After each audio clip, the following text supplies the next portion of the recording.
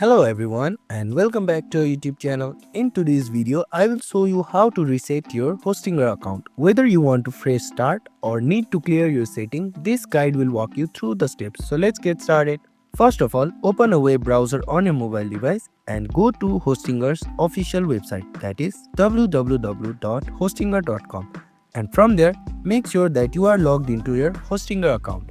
And once you are logged in, click on the hamburger option on the top left corner, from which you can see an option saying website, so click on it.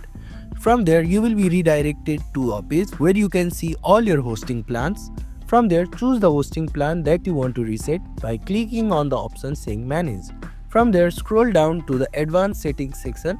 Depending upon your Hostinger plan, look for the reset account or similar option. This might also be under the other setting menu. Before proceeding, keep in mind that resetting your account will delete all the website files, databases, emails, and settings associated with your hosting. If you are sure, click confirm or reset.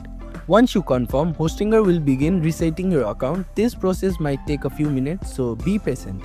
And that's it. Resetting your Hostinger account is simple and straightforward. And if this tutorial helped you, make sure to like, share, and subscribe to our YouTube channel.